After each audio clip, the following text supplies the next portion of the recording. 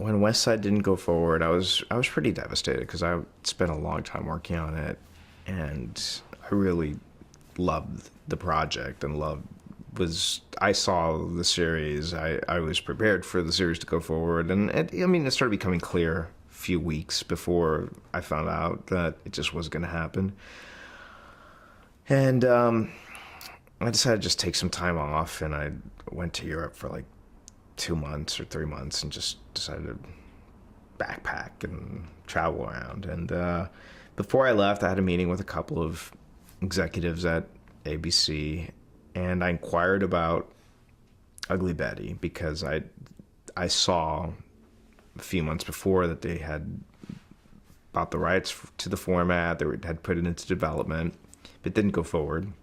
So I asked them about it, and I asked because my mom would watch that, and I need the title, and it just intrigued me because I liked the title, and even though at that point it was called Betty the Ugly, but I was just intrigued, and so they gave me the script that had been written, and I read it, and I just didn't like it at all. I'm like, I don't know what you can do with this.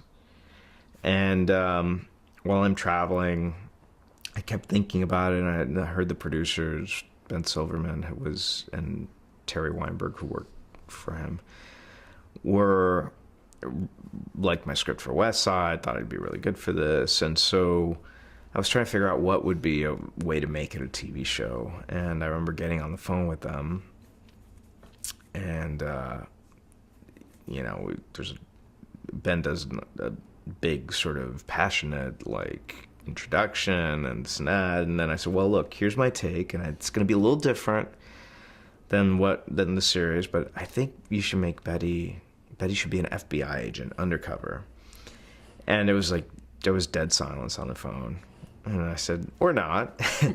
And they said, look, I think, because I was looking for some engine, I was looking for some way to make it a week-to-week series. And I said, you don't have to go that far. Just literally just find what it is about this that you want, the story you want to tell, and don't worry about, the network sort of need to make things a procedural or create these engines that aren't false. Like, the show has resonated around the world for a reason, and it's not because she's in the FBI. So I thought about it some more, and I really tried to approach it from, tried to tell a story about my own childhood growing up, and about wanting to make it in a business that wasn't something that people around me necessarily understood, and felt like it was difficult to break in, and I just tried to just be inspired by my own life. What was it about the original story that you think Terry and Ben were drawn to?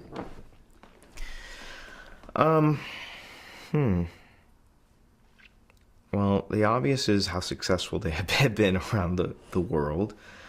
But I think there is something universal about an ugly duckling story.